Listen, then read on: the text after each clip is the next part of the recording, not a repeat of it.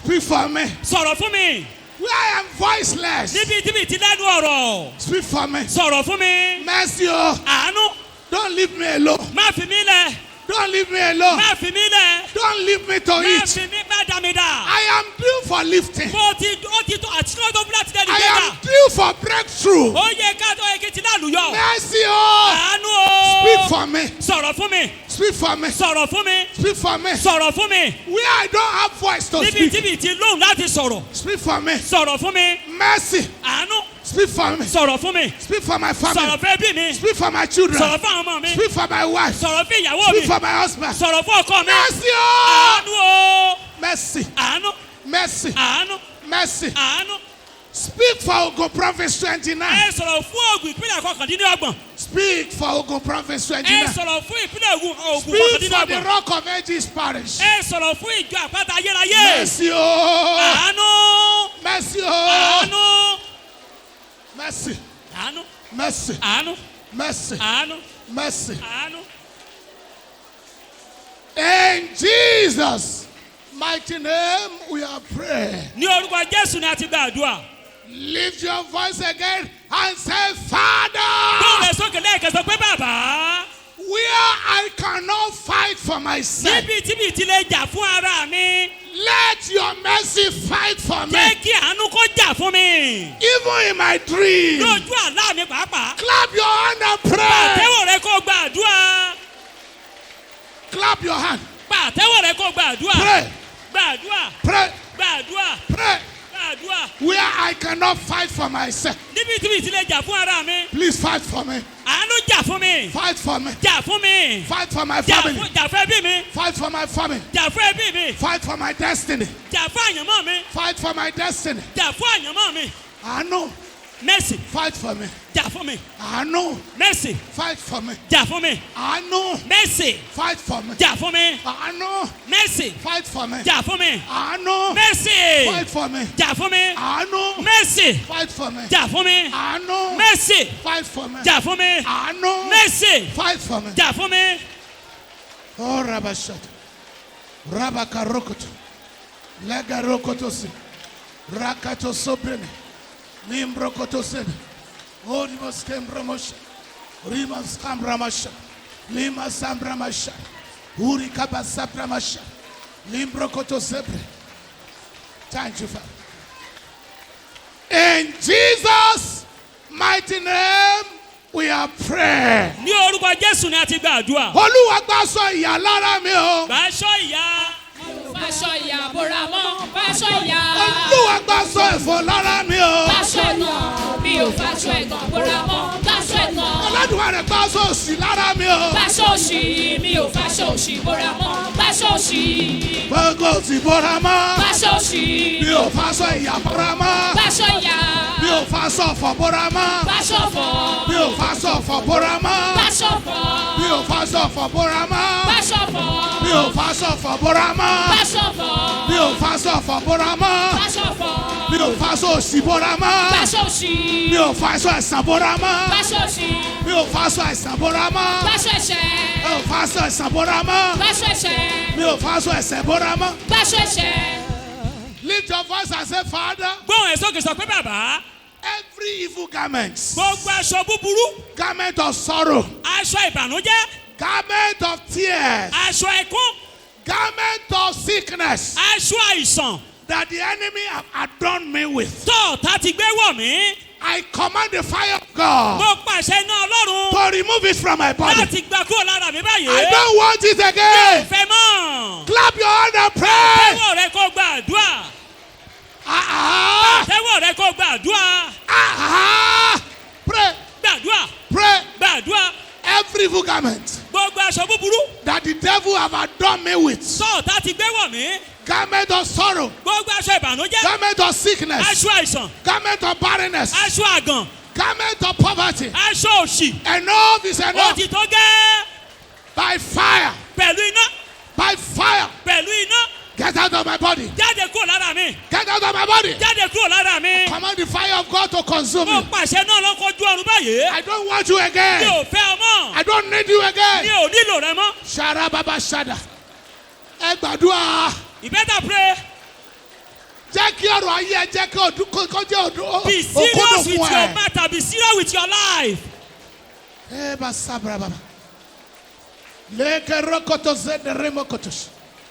Rakaba Zambro Koto Zedeli. Rababa Shatalimozen. Thank you, Father. In Jesus' mighty name, we are praying. Can your amen be louder? Can your amen make the enemy to be afraid? Everlasting Father, we are grateful to you. Father of mercy, we exalt your name. Thank you for being merciful. Thank you for what you did last week. Thank you for what you have done already today. Thank you for what you are still going to do. Please accept our thanks in Jesus' name. My Father, you are the healer, the great physician. Heal in this place today in the name of Jesus. There are some people here who are in bondage. And you are the bondage breaker. I pray that every bondage in this place today be destroyed. Be destroyed. Be destroyed. I decree by the power of the Holy Ghost that every mouth that are closed because of one situation or the other, by the time this service will be over today, let those mouths be opened in the name of Jesus. Speak to us, Lord. Please speak to us. Please speak to us.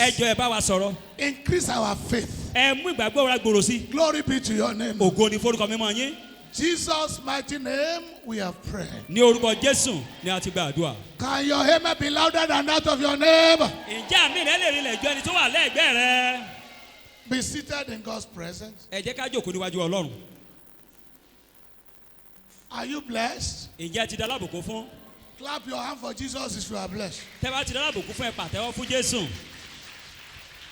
I'm going to share briefly with us on Mercy We Do It Part 2. Mercy We Do It Part 2. How many of you believe that mercy will do it? And that mercy can do it.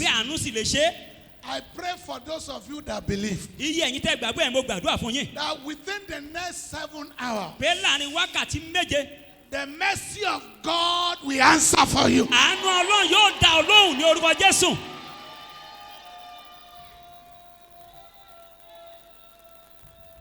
I want to narrow this theme through the voice of mercy.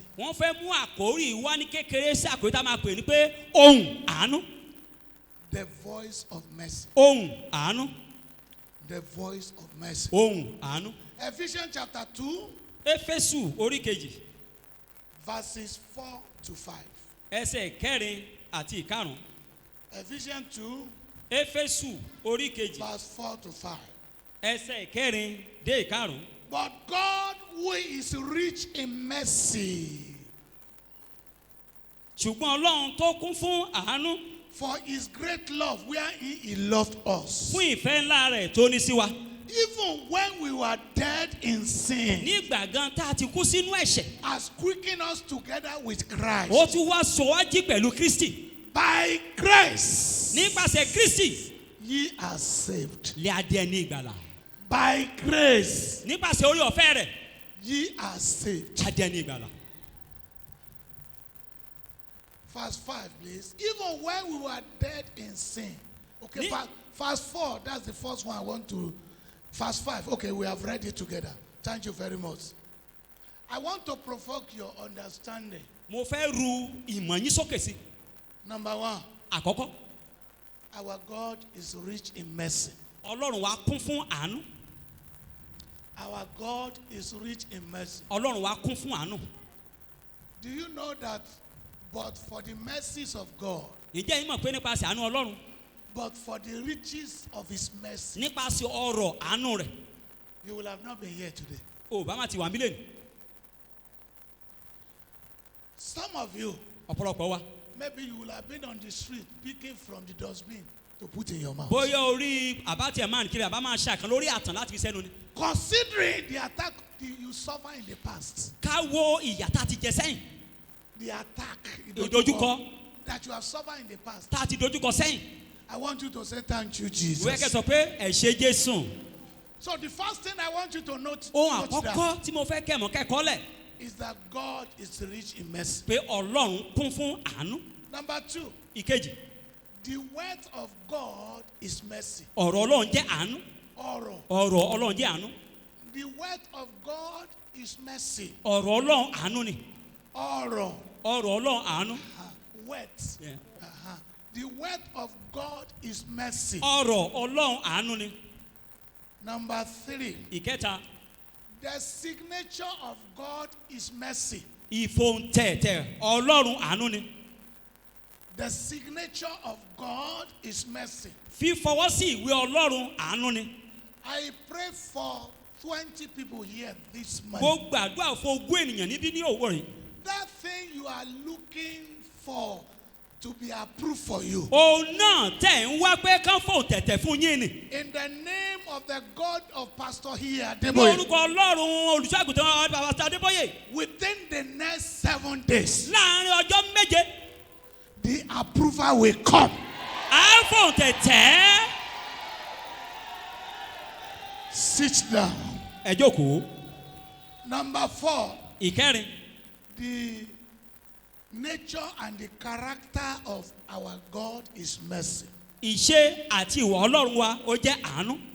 The nature and Ìṣe the rẹ̀. character of our God is mercy. Àti ìwà Ọlọ́run wa ó jẹ́ àánú. Number what now? Number 5. Ìkarùn-ún, Whatever mercy cannot undo, God cannot do. ohunkóhun tánú ò bá lè bú Ọlọ́run ò lè mú. Whatever mercy cannot undo, God cannot do. Ohunkóhun tánú ò bá lè bójútó Ọlọ́run ò ní bójútó. You remember last week, Ẹ rántí ọ̀sẹ̀ tó kọjá. the first definition of mercy I gave to you Ìtumọ̀ àánú àkọ́kọ́ tí mo fún yín. is God is mercy Ó ní pé Ọlọ́run jẹ́ àánú. and mercy is God. Àti pé àánú jẹ́ Ọlọ́run.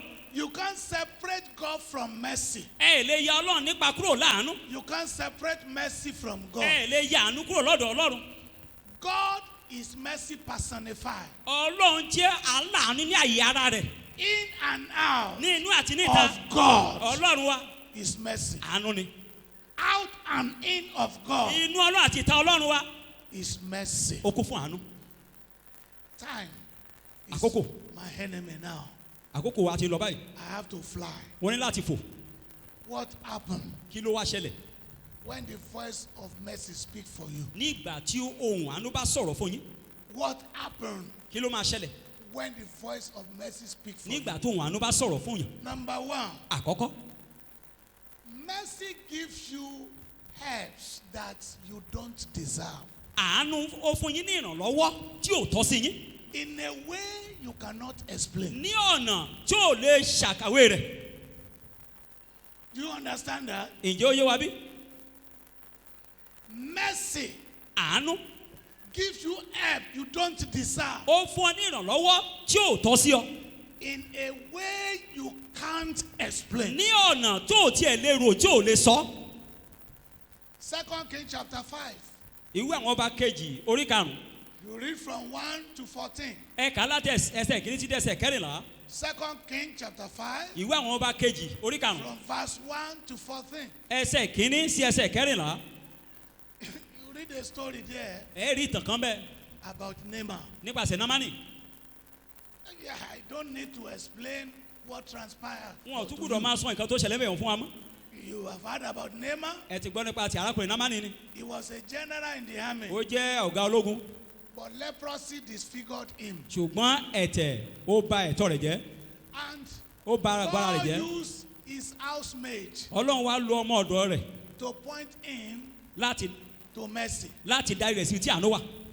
But in his stubbornness, ṣùgbọ́n nípasẹ̀ orí kunkun rẹ̀ he started kicking against mercy. ó bẹ̀rẹ̀ sí í ṣe lòdì sí ẹni yẹn. But because his time had come, ṣùgbọ́n nítorí pé àkókò rẹ̀ ti dé mercy voiced out for him. àánú sọ̀rọ̀ fún un. He was not qualified. Kò yẹ. He did not deserve what mercy was bringing to him. ohun tá àánú mú wá sọ̀dọ̀ rẹ̀ yẹn kò tọ́ sí. But ṣùgbọ́n lójú mercy brought him to his knee. àánú ó wá mú lọ sórí eékún rẹ̀.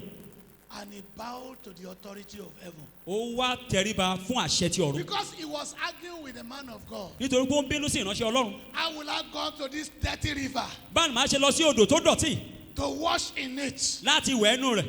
A whole general. odidi èmi general. But mercy will not leave him. ṣùgbọ́n àánú ò fi lẹ̀. In a way that he could not explain. ní ọ̀nà tí ò tiẹ̀ lè fi sọ. That problem in his life ìṣòro inú ayé rẹ̀ ni. disappear ó pòórá. when he obeyed the voice of mercy. nígbà tó gbọ́ ohùn àánú. I pray for you. mo gbàdúrà fún yín. In the name that is above every name. ní orúkọ tó ju gbogbo orúkọ lọ ni. The voice of mercy. ohùn àánú. We break that stubbornness in your life. yóò fọ́ orí kunkun náà ayé wa ní orúkọ Jésù. And that voice of mercy ohùn àánú yìí kan náà. will remove that reproach of your life in the name of yóò Jesus wẹ́ Christ. ẹ̀gàn ayé yín kúrò ní orúkọ Jésù. Number 2. ìkejì. Mercy put a mark of difference àánú ó máa mú àmì ìyàtọ̀ between you and others in the same situation. fún ìwọ àti àwọn yòókù ní inú ipò kan náà. Mercy puts a mark of difference àánú á máa mú àmì tó yàtọ̀ between you fún ìrẹ and others àti àwọn yòókù in the same tẹ́jì tí situation. ó wà nínú ipò kan náà. Others may die as a result of coronavirus. àwọn mi lè kú nípasẹ̀ àìsàn coronavirus. You know, when coronavirus came, ẹ hàn pé ìgbà tí coronavirus dé it did not spare anybody. kò fẹ́ nìkan nílẹ̀. Even the president was hiding. olùṣọ́ àgùntàn president ààrẹ gan ó farapamọ́. Even the pastors were hiding. àwọn olùṣọ́ àgùntàn gan farapamọ́. But because of mercy, ṣùgbọ́n torí àánú your own case was different. ọ̀rọ̀ ti tìrẹ yàtọ̀. I pray for you. mo gbàdúrà fún yín. That particular case, ọ̀rọ̀ kan náà. not worry. That particular case, situation, okay, ipò rẹ̀ kan náà. that particular sickness àìsàn kan náà. that normally kill people in your father's tó ń house. pa ènìyàn nílé bàbá yín. In the name of Jesus that I serve, ní orúkọ Jésù Kristi tá à ń sìn. you will escape it. ó tayọ. That particular limitation ìgbélékè ni òdùwọ̀n. that have stopped order in your father's compound, tó ń dí àwọn ẹlòmíì dúró nílé bàbá that yín. will not allow them to go beyond a particular tí ò level. yẹ kán lè tẹ̀síwájú kọjá ìpele kan. Today, ní èní. I dismantle it. mo tú wọn ká. I dismantle it. mo ní mo tú wọn ká. I dismantle mo it. tú wọn ká. Esther chapter 8 verse 16. Ẹ́sítérì orí kẹjọ ẹsẹ̀ kẹrìndínlógún. Esther chapter 8 verse 16. Ẹ́sítérì orí kẹjọ ẹsẹ̀ kẹrìndínlógún. In that place, the Bible says, ní ibẹ̀ yẹn Bíbélì sọ wípé the Jews had light àwọn ará Jíù wọ́n ní ìmọ́lẹ̀ and gladness àti ìdùnnú and joy ayọ̀ and honor. àti ọlá. How many Jews are in the house this morning? àmọ́ Jíù mélòó ló wà nílé ní òwúrọ̀ yìí. I want you to prophesy to mo fẹ́ yourself. kó sọ tẹ́lẹ̀ sínú ayé rẹ. I am a Jew of my family. èmi jẹ́ Jíù ilé bàbá àti ilé ẹbí mi. I am a Jew of my generation. mo jẹ́ Jíù ti ìran ti tèmi. fún Therefore, ìdí eléyìí. in the name of ní Jesus, orúkọ Jésù. I will have light. èmi ò ní ìmọ́lẹ̀. I will have gladness. èmi ò ní ìdùnnú. I will have èmi joy. ò ní ayọ̀. And I will have a sì Honor. bọ̀nà fún mi. in the name of ní Jesus orúkọ Christ. Jésù. Say it again. ẹ sọ lẹ́ẹ̀kan sí i. In the name of Jesus, ní orúkọ Jésù. I will have light. èmi ò ní ìmọ́lẹ̀. I will have gladness. èmi ò ní ìdùnnú. I will have èmi joy. ò ní ayọ̀. And I will have honor. èmi ò sì ní Can ọlá. somebody shout hallelujah? ẹnìkan kí hallelujah. Please, media, be helping us. I've not asked you to remove it. ẹ̀yin díẹ̀ ní àníkẹ́ mú kúrò ẹ̀ máa ràn wá lọ́wọ́. So you see a mark of difference between the children of Jew. The children of Israel, the Jews. And the people of Babylon. There was a great mark of difference. And if you look at Exodus chapter 9 verse 26. Exodus chapter 9 verse 26. The same land of Egypt. Where terrible things were happening. The children of Israel dwell in a part of Egypt. And their whole case was different. Because of mercy. Only in the land of Goshen. Where the children of Israel were. Was there no ill? No trouble. I pray for you. Others may be suffering affliction around you. God will spare you. God will spare you. God will spare you. God will spare you. God will spare you. God will spare you. In the name of Jesus. Number 3. Mercy communicates God's favor upon your life. When the voice of mercy speaks over your life, it communicates God's favor upon you. You need to understand that favor resides in the womb of mercy. If you don't know that, I want you to know it. Favor resides in the womb of mercy. How do I know? Psalm 103 verse 13. Psalm 103 verse 13. You need to know that when mercy is pregnant, it gives birth to favor. Psalm 103 verse 13. The Bible says, but thou will arise and have mercy upon Zion, for the time to favor her. Yay! The set time is come. The set time is come. The set time is come. It's 102, please, not 103. 102. I think I'm right. 102:13, yeah. 102:13, that's where it is. So, Isaiah chapter 60 verse 10. Isaiah chapter 60 verse 10. And I want you to say amen. And the sounds of strangers have built up your wall. And their kings are minister unto you. For in God's wrath you will be spared. In his favor you will obtain mercy. Can I hear a loud amen? Number 4. When the mercy of God voice out over your life, judgment will be overturned. Judgment will be overturned. It does not matter who sinned in your generation. It does not matter how many sins you have committed. I decree by the power of God, every judgment, either written or pronounced, that is waiting at the junction of your breakthrough, mercy overruled. Mercy overruled.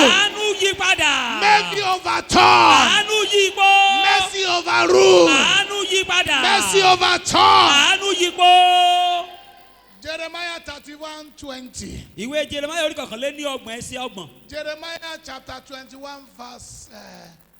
Jeremiah chapter 31 verse 20, please. Jeremiah orí kọkànléní ọgbọ̀n ẹsẹ̀ ogún. You will see something here. Ẹ ro nǹkan bẹ́ẹ̀. The day I stumble over this scripture, Ọjọ́ tí wọ́n bá ìwé mọ̀ ẹ́ pàdé. it shook me to my foundation. Ó yà wọ́n lẹ́nu dé ìpìlẹ̀ wọn. How many of you know the story of Ephraim? Mélòó ni wa ló mọ ìtàn Éfrémù? Ephraim has turned himself to an idol. Éfrémù ti sọ ọ̀pẹ̀ mú òrìṣà. What did the Lord say? Kí lọ́lọ́run wá sọ? Kan filẹ̀. Shall leave him alone. Ọlọ́run kan filẹ̀. The same God. The same God Ọlọ́run yìí kan náà. who voiced this out Tó sọ ilé síta. is now saying, Ó wá ń wí pé. is Ephraim my dear son? Éfrémù ọmọ mi àtàtà. Is he a pleasant child? Ọmọ tó yàtọ̀ tó dára. For since I spake against him, Láti ìgbà tí mo ti sọ̀rọ̀ lòdì sí. I do earnestly remember him Mo tún still. wá rántí rẹ̀ tọkàntọkàn síbẹ̀. Therefore, Fún ìdí eléyìí. my bowels are trouble for him. Èrò ọgbà inú mi ń dààmú fún un. I will surely have mercy upon him. Wọ́n ṣàánú fún un. Says the Lord. Báyìí ni Ọlọ́run wí. Let's be on our feet. Ẹ jẹ́ ká ìdí olórí ẹsẹ̀ wa. Oh, don't take it Ẹ away. má gbé kúrò ń bẹ̀. Oh, Rakato Sotorima Ẹ má gbé kúrò, ẹ Zandara. má gbé kúrò. Is Ephraim my dear son? Éfrémù ọmọ mi àtàtà ni. Is Rufai my dear son? Ǹjẹ́ Samuel ọmọ mi àtàtà ni? Is Jacob my dear son? Ṣé Samuel ọmọ mi àtàtà ni? Is Esther my dear son? Ǹjẹ́ Esther ọmọ mi àtàtà? Is Isaac my dear son? Samuel ọmọ mi àtàtà ni? Is he a pleasant child? Ǹjẹ́ jẹ́ ọmọ tó ní ìdùnnú sí? For since I spake against him, Láti ìgbà tí mo ti sọ̀rọ̀ lòdì sí. I do earnestly remember him Mo still. máa rántí rẹ̀ síbẹ̀síbẹ̀. God will not cast you away forever. Ọlọ́run ní ta ọ́ dànù títí láéláé. God said concerning Ephraim, Ọlọ́run sọ nípasẹ̀ Éfrémù. I the Lord Èmi Ọlọ́run. spoke against him. Wọ́n sọ̀rọ̀ lòdì sí. But since I spoke against Ṣùgbọ́n him, láti ìgbà tí mo ti sọ̀rọ̀ lòdì sí. I still remember him. Mo ṣì ń rántí rẹ̀. I always remember him. Mo máa ń rántí rẹ̀ ṣáá ni.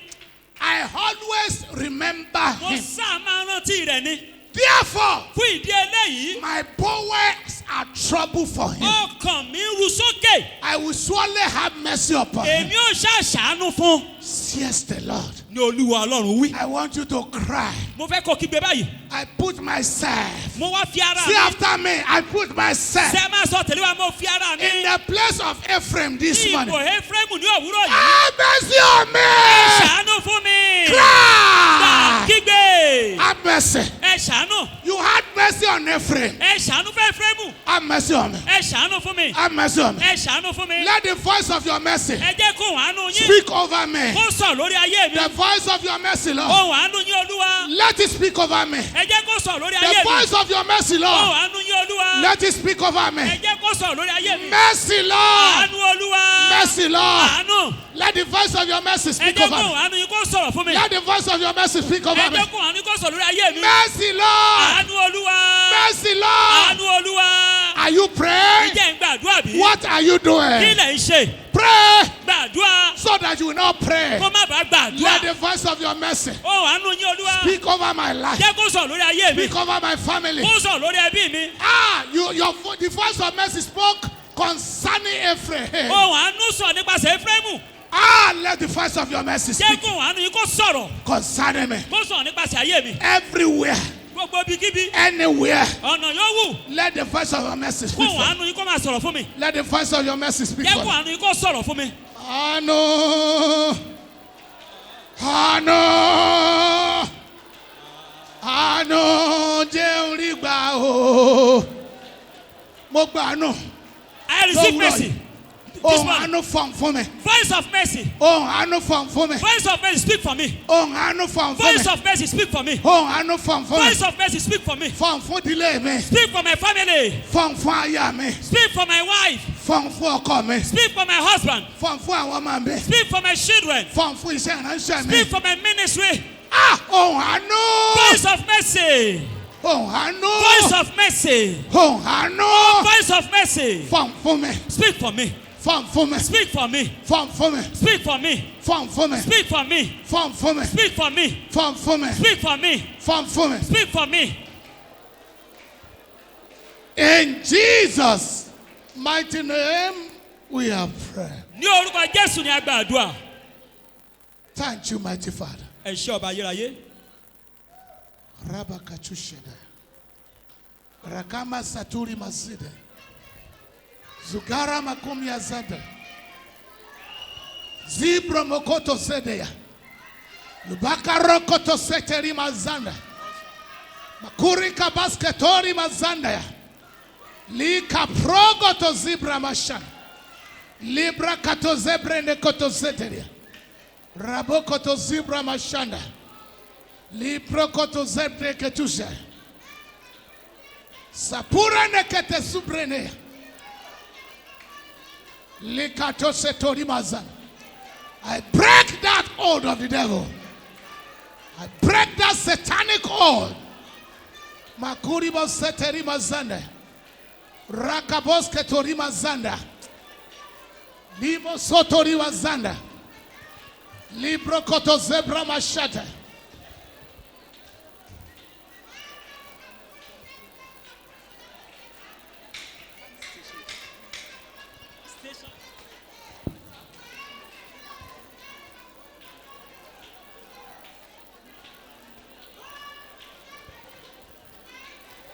Limbro Koto Zedri Basha.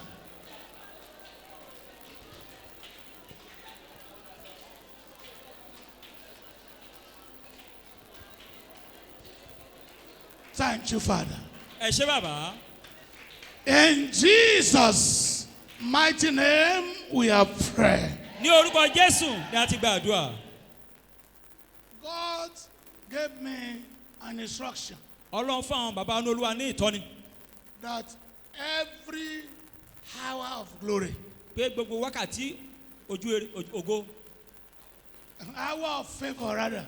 Gbogbo I wákàtí used to ojú rere. have, where I'm coming from, I do hour of glory. Ibi So tó when ti you bọ̀ wọ́n máa ṣe hear that, pàdé wákàtí ògo. so hour of favor Wákàtí ojú rere. is going to be anointing service. A máa fi ṣe ìpàdé ìfòróyàn. Today, Ní èní, I'm going to be anointing myself and my wife. wọ́n á máa fòróyàn ara wọn àti ìyàwó wọn. No, myself and my wife, Àwọn àti ìyàwó wọn. we are going to anoint the sick. Ok, wọ́n á fàmì oróyìn àwọn tó ń ṣàìsàn. Those who are sick among us. Àwọn tó ń ṣàìsàn láàrin wa. Please, I trust my God Ẹ jọ̀wọ́, wọ́n gba Ọlọ́run gbọ́.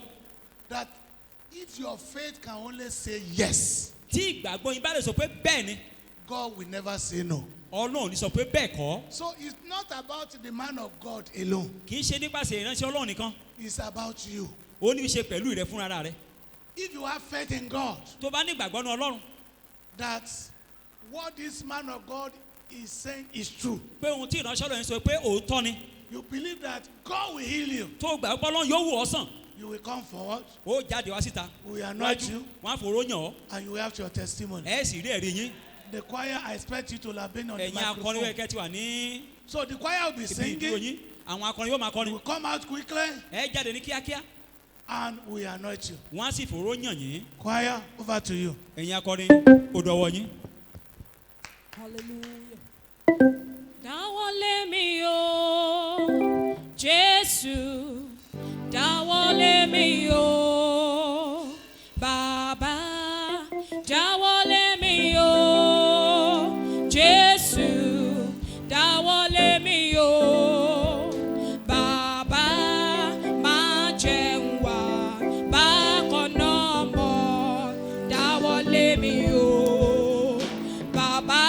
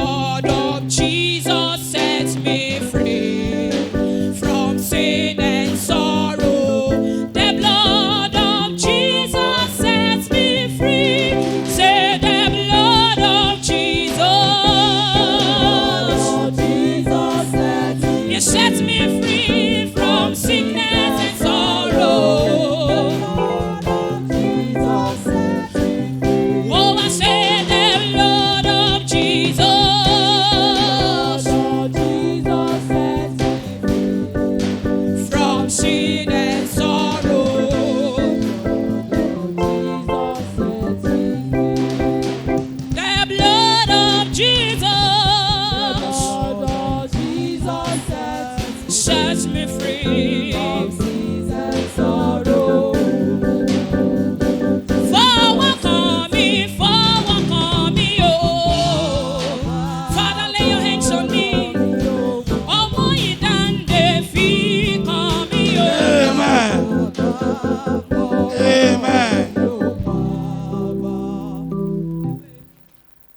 Amen. Listen to me. Ẹ gbọ́ mi. I said those who are sick. Wọ́n ní àwọn tó ṣàìsàn.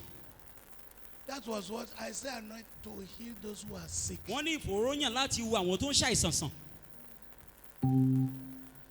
I said God gave me specific instruction. Àní Ọlọ́run fún wọn ní ìtọ́ni gbòógì. Only those who are sick. Iye àwọn tó ń ṣàìsàn náà pé. So everybody is sick. Ṣé gbogbo wọn gbogbo yín ṣé gbogbo èèyàn ló ń ṣàìsàn? Amen. Now listen.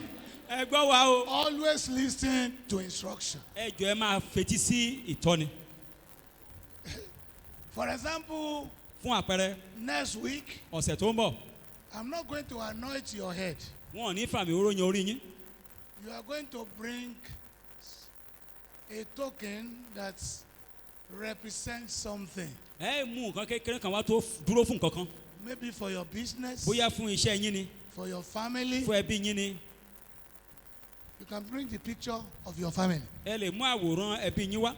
You can bring, if you are a tailor, bring your scissor or tape rule. Tó bá jẹ́ ránṣọ o lè mú sísọ́ọ̀sì àbí tepúrú rẹ wá. That is for next week. Ọ̀sẹ̀ tó bọ̀ la pé o. So if you are coming Tó bá wá ń bọ̀, and you stretch your head, tó wá na orí iwájú, I will dodge you. wọn ò yẹ.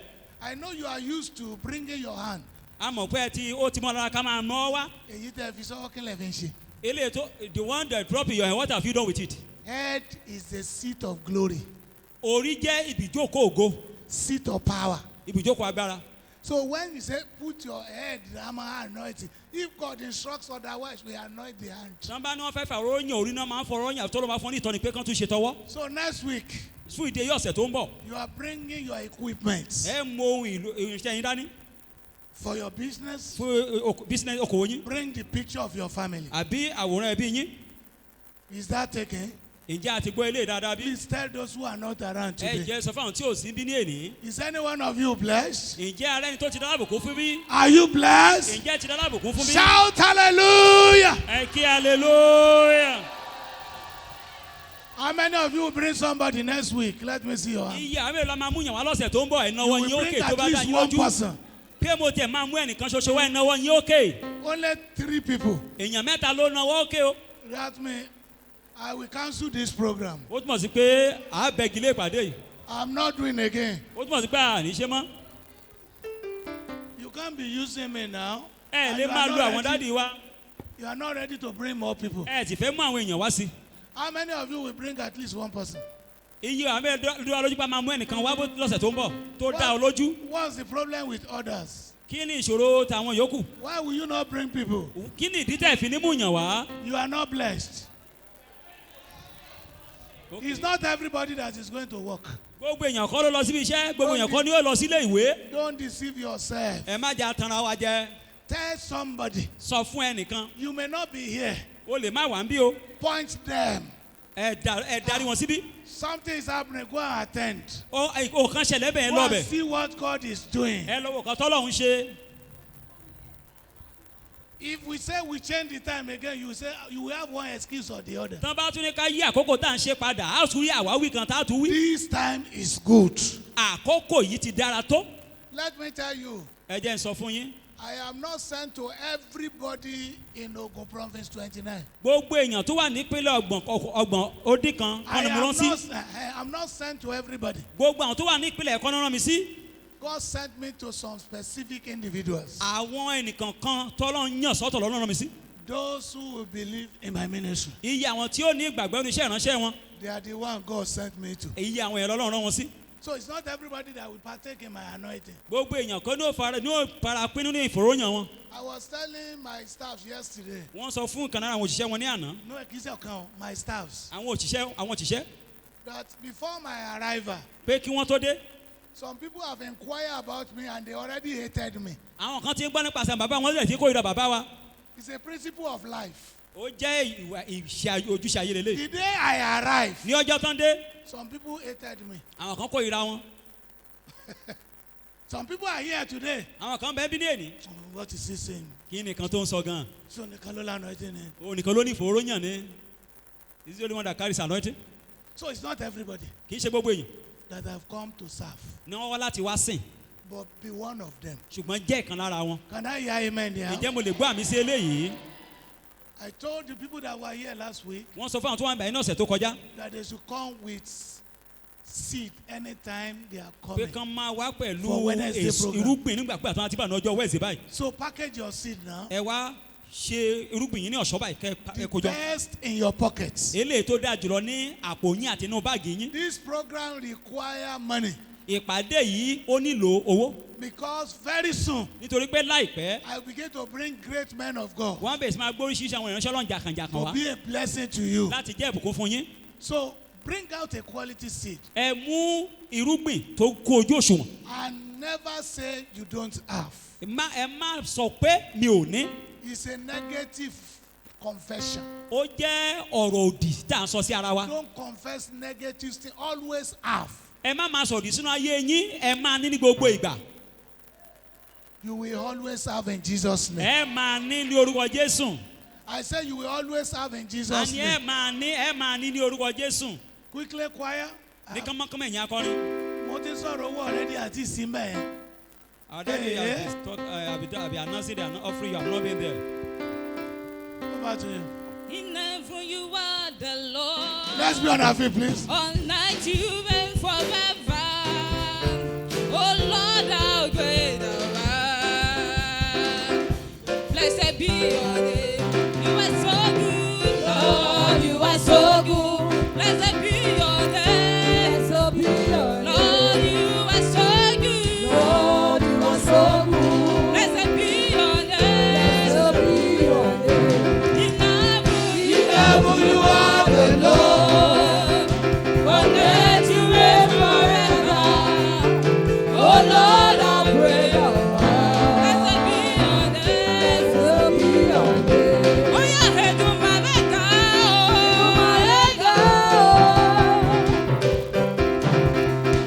Oh yeah, hey, do my mega. Hey, do my mega. Oh, hey, do my mega. You are yellow. Hey, do my mega. You are yellow. Oh God, oh God, oh Toby.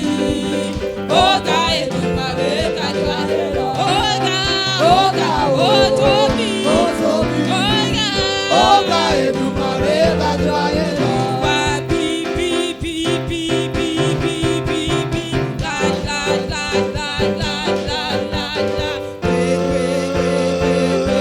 You are a great God. Jesus, you are big, oh. You are big, big, big, big, big, big, big, big. La la la la la la la la. You are a great God. Sit down. I will pray Ẹ just once jókòó, and for all. wọ́n máa gbàdúrà By the grace of God, nípasẹ̀ orí ọ̀fẹ́ Ọlọ́run. every Wednesday like Ní this, gbogbo ọjọ́ rúbe eléyìí, we come a máa wá by 10 a.m. ní aago 10 òwúrọ̀. Please come before 10 because choir will start before 10. Ẹ jọ̀ọ́ ẹ máa dé kágo mẹ́wàá tó lù tí aago mẹ́wàá tó làwọn akọrin láti bẹ̀rẹ̀ orin kọrin. Come and minister to God first in praise and worship. Ẹ wá iṣẹ́ ìránṣẹ́ fọ́lọ́ nípasẹ̀ orin àti ìjọsìn. When you first minister to God, Tẹ́ bá kọ́kọ́ ṣiṣẹ́ ìránṣẹ́ sí Ọlọ́run náà, God will minister back to you Ọlọ́run wá iṣẹ́ ìránṣẹ́ padà fún yín. and you will have your testimony. Ẹ sì wá rí ẹ̀rí tiyín gbà. So don't come when the praises are praise worship. Don't wait, rather, when the praise worship have been finished. Ẹ má dúró dìgbà tí a ti kọrin ìjọsìn tán kẹ́ tó wọlé. Please always come on time. Ẹ jọ̀ọ́ ẹ máa wá ní àkókò. The ministers, Àwọn ìránṣẹ́ Ọlọ́run, we gather by 9 o'clock, not 8:30. a máa kóra wa jọ ní aago 9 òwúrọ̀. So Kì í that ṣe we ní aago can 8 àbọ̀. pray, we can pray for 1 hour A lè gbàdúrà fún wákàtí kan before the program. kí a tó bẹ̀rẹ̀ ìpàdé náà.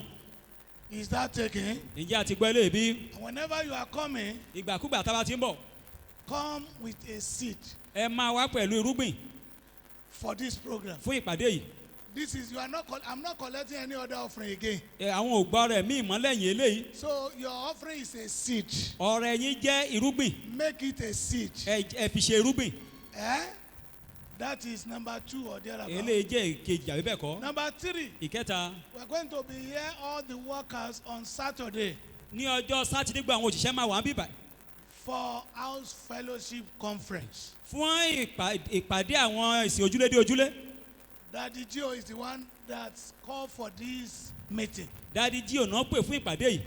And this is the first time it will happen that we'll be having house fellowship conference, and Daddy Gio will be the one calling for it. Ìgbà àkọ́kọ́ tá a máa ṣe lélẹ̀ tá a máa ní conference ìpàdé ojúlé dé ojúlé tí Daddy Gio ojú ọgbọ̀n ló máa bá wa sọ̀rọ̀. That means a very serious matter. Eléyìí túmọ̀ sí pé nǹkan tá a gbúdọ̀ kúrò kókó dòní. All pastors, workers. Gbogbo olùṣọ́ àgùntàn àwọn òṣìṣẹ́. 9 a.m. Ní aago 9 òwúrọ̀.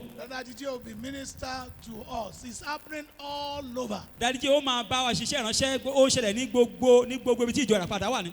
Then on Sunday. Ní ọjọ́ ìsinmi bákan náà. Is our workers congress. Ó jẹ́ ọjọ́ àjọ̀dún àwọn òṣìṣẹ́.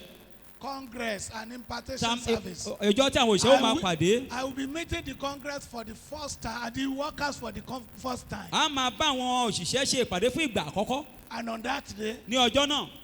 By the time we're running out, we'll be doing anointing. Nígbà tá a bá máa ṣe tán. Impartation service. Wọ́n máa ṣe ètò ìfòróróyàn ètò ìdánwọ́lé. Every area. Gbogbo agbègbè. We have the attendance. A ní àkọsílẹ̀ wọn. And we are going to call for attendance. A pè fún àkọọ́lẹ̀.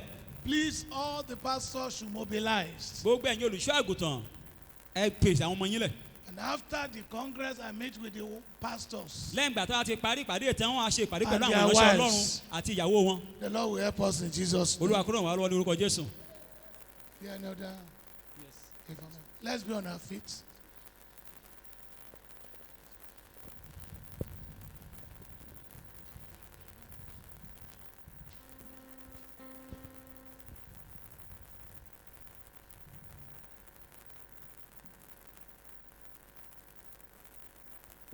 Praise the Lord. Hallelujah. Did I say the pastor will meet or not after the congress? Okay. The pastors will meet after the congress. Lẹ́yìn ìpàdé yẹn àwọn olùṣọ́ àgùntàn máa pàdé. I want you to ask God for something very hard. Mo fẹ́ kẹ́ ẹ béèrè lọ́wọ́ nǹkan tó le. Something very hard. Ohun tó dàbò le. Ẹ béèrè lọ́wọ́ Ọlọ́run. Very hard. Ohun náà tó le ni ẹ béèrè lọ́wọ́ Ọlọ́run. Ask God for it.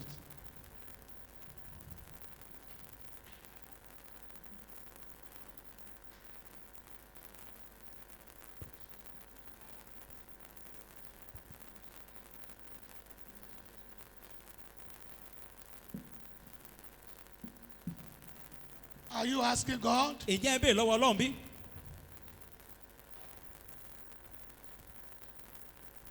Please cry to God. Ẹ kígbe tọ̀ Ọlọ́run lọ. There's no other way. Kò sí ọ̀nà míì.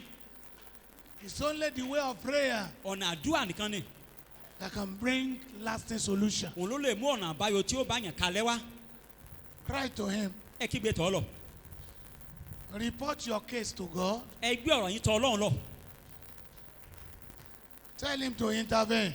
Ẹ sọ pé kó dá sí i.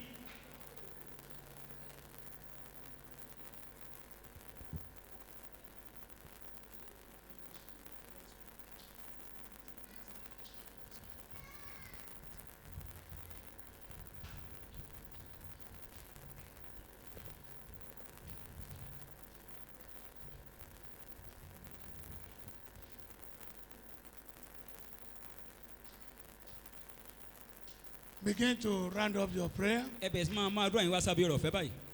Thank you, Father. Ẹ ṣé bàbá. In Jesus' mighty name, we have prayed. Ní orúkọ Jésù ni a ti gba àdúrà. May the Lord turn your request to testimony. Kí Ọlọ́run kó ṣe ẹ̀bẹ̀ àdúrà yín di ẹ̀rí. Before you return back next week, Kí ẹ tó padà wá ní ọjọ́ Wednesday tó ń bọ̀. heaven will answer for you. Ọ̀run yóò dáhùn fún yín. I pray over your seed. Mo gba àdúrà sórí irúgbìn yín. that your seed will turn to harvest. Pé irúgbìn yín yóò so èso. In every place you have been forgotten, Ibikíbi yòówù tá ti gbàgbé yín.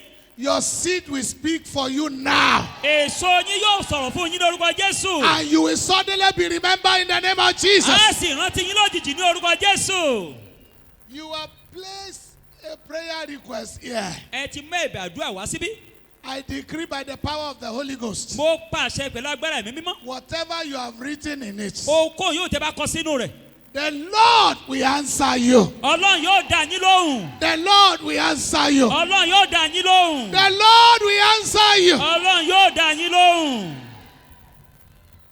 The Lord says I should tell someone here, Ọlọ́run ní kí n sọ fẹ́ nìkan bí. that pain is gone. Pé ìnira yẹn ti lọ. Yeah, that pain is gone. Pé ìnira yẹn ti lọ. The Lord said you can check now. You Ó can ní olè check. Ọlọ́run ó ní olè wò ó báyìí olè yẹ̀ wò báyìí ó ti lọ. You can check now. Bẹ́ẹ̀ lè yẹ̀ wò báyìí ó ti lọ. That pain is gone. Ìnira yẹn ti lọ. Thank you, Father. Ẹ ṣé bàbá. By next week, you'll be allowed to give your testimony. Ọ̀sẹ̀ tó ń bọ̀ á gbà yín láàyè láti jẹ́rìí. Today, there is no more time. Ní èní àní àkókò mọ́. But next week, Ọ̀sẹ̀ tó ń bọ̀ you'll be permitted to give á testimony. gbà yín láàyè á fàyè lẹ̀ fún ẹ̀rí. 4 o'clock today. 4 o'clock today. Aago mẹ́rin ní èní. There'll be